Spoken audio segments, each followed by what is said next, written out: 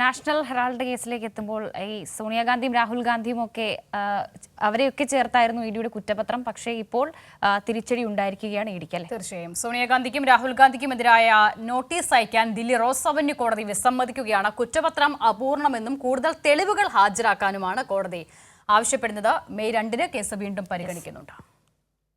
സോണിയാഗാന്ധിയെ ഒന്നാം പ്രതിയും രാഹുൽ ഗാന്ധിയെ രണ്ടാം പ്രതിയുമാക്കി കുറ്റപത്രം സമർപ്പിച്ച നാഷണൽ ഹെറാൾഡ് കേസിൽ ആദ്യഘട്ടത്തിൽ തന്നെ ഇഡിക്ക് തിരിച്ചടിയായി. കുറ്റപത്രം പരിശോധിച്ച ദില്ലി റോസ് അവന്യൂ കോടതി കൂടുതൽ തെളിവുകളും രേഖകളും ഹാജരാക്കാൻ ആവശ്യപ്പെട്ടു. ഇരുവർക്കും നോട്ടീസ് അയച്ച് തുടർ നടപടി സ്വീകരിക്കണമെന്ന് ഇഡി ആവശ്യപ്പെട്ടെങ്കിലും കോടതി വിസമ്മതിച്ചു. കുറ്റപത്രത്തിലെ പിഴവുകൾ തിരുത്തുകയും കൃത്യമായ രേഖകൾ ഹാജരാക്കുകയും ചെയ്താൽ മാത്രമേ നോട്ടീസ് അയക്കാൻ കഴിയൂ എന്ന നിലപാടാണ് വിശാൽ ഗോഖലെ അധ്യക്ഷനായ ബെഞ്ച് സ്വീകരിച്ചത്. 2012 നവംബറിൽ BJP നേതാവ് സുബ്രഹ്മണ്യൻ സ്വാമി ആരോപിച്ച നാഷണൽ ഹെറാൾഡ് ഭൂമി ഇടപാടുമായി ബന്ധപ്പെട്ട കേസിലാണ് ഇഡി കഴിഞ്ഞയാഴ്ച കുറ്റപത്രം സമർപ്പിച്ചത്.